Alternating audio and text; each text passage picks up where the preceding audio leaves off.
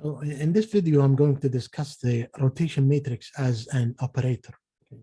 It's an operator. It doesn't, in the previous videos, we were looking at the rotation matrix as a way to change the representation between different frames. Okay. Now we are going to work on the same frame, okay, but use the rotation matrix as an operator. Okay, what does it do actually? Okay, so if you imagine that you have a vector, coordinates here, x and y, okay? So we have only a single frame here that we are working with. And you have basically a vector at, let's say, coordinate, the head of the vector is at 1, 0. And this is, let's call it u here, okay? And which is defined in the frame 0, which is the same frame here. Let's say that this is 0, and this is x0, y0, and x0, okay? So imagine that I have a rotation matrix RZ, okay, which is a rotation about Z, okay? Let's extend our vector to be three-dimensional here, three-dimensional.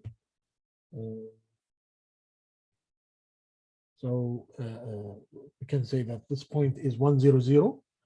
You can think of the z-axis as pointing outside the screen. Okay.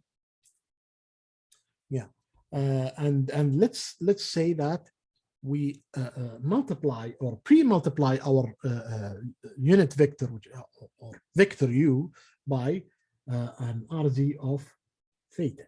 Okay, so u times u. What happens basically? We will get another vector that is v here. Okay, let's underline these vectors. Okay, and this v is going to be exactly as we think of it. Okay, in the same frame. Okay, so we basically rotate u by theta. Okay, you can think of if you draw a circle of radius norm of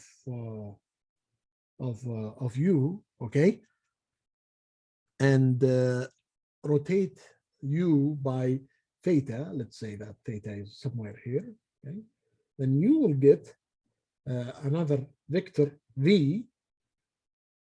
Okay, that is in the same frame. So basically, what happens is that the rotation matrix now is an operator that operates in vectors. Okay, operates in vectors. So I'm just pre-multiplying the u to get another vector v in the same frame, but it's rotated.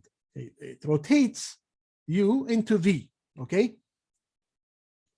So now to illustrate this concept in the next video, I'm going to show you a MATLAB script in which we are going to plot the tip or the head of a vector u as it rotates around the z-axis. Okay, so let's stop here and start the next video.